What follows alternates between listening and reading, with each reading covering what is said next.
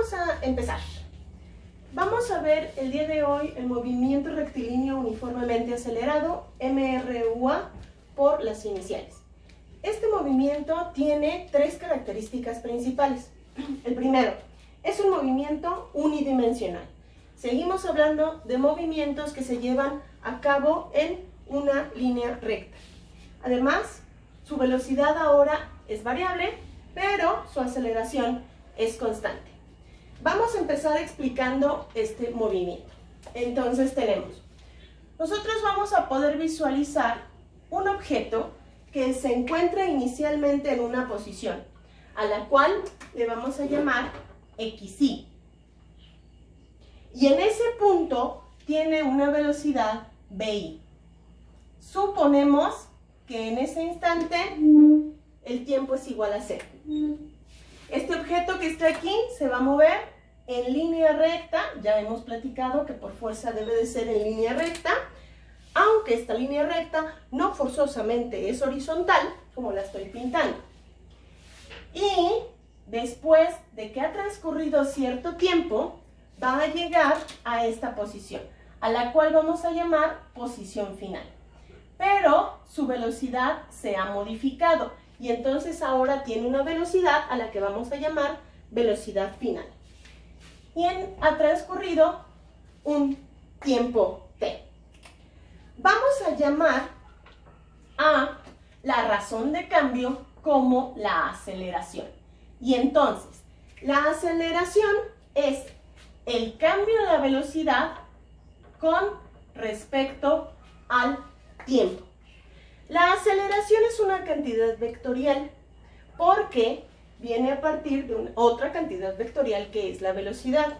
Sin embargo, como en este tipo de movimiento la dirección es conocida, porque es una línea recta y si esa dirección permanece constante, entonces nos podemos olvidar de la situación de la dirección. Pero no podemos olvidarnos de la situación del sentido.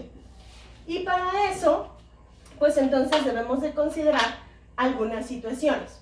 Por ejemplo, si nosotros tenemos que, en una primera situación, la aceleración puede ser positiva. Es decir, la aceleración es mayor a 0. Es un número positivo. Si nosotros tenemos que la aceleración es positiva, entonces la velocidad inicial es más pequeña que la velocidad final. O sea, al inicio la velocidad es más pequeña y conforme va pasando el tiempo, pues esa velocidad se incrementa.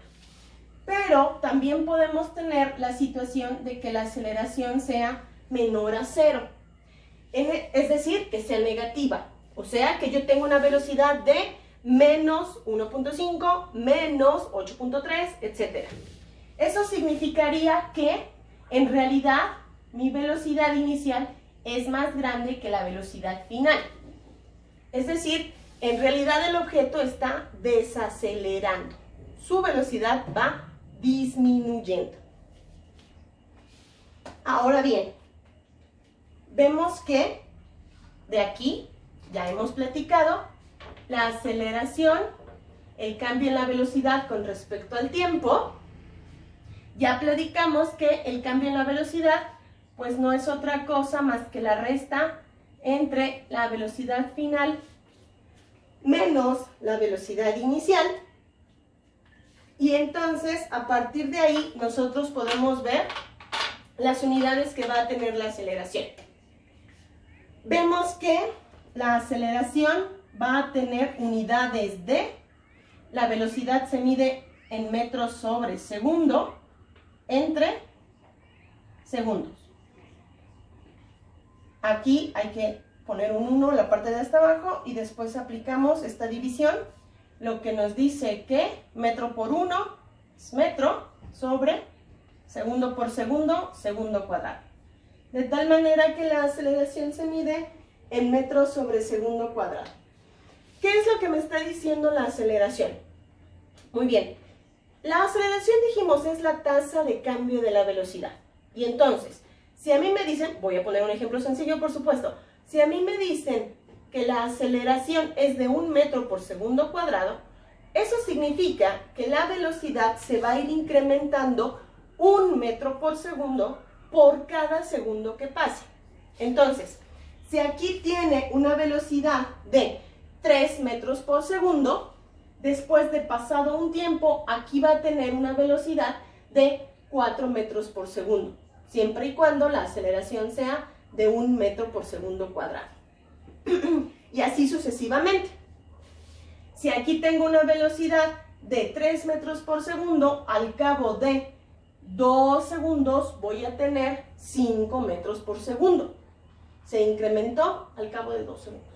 Ok, muy bien. Entonces, de aquí yo voy a tener una primera ecuación para este movimiento. Despejando BF voy a tener BF es igual a, este de aquí está dividiendo, lo paso multiplicando, este de aquí está restando, lo voy a pasar sumando, y entonces voy a tener BI más AT. A esta ecuación de aquí yo la voy a llamar la ecuación número 1 del movimiento rectilíneo uniformemente acelerado. Esta ecuación me dice a mí el comportamiento de la velocidad final con respecto al tiempo.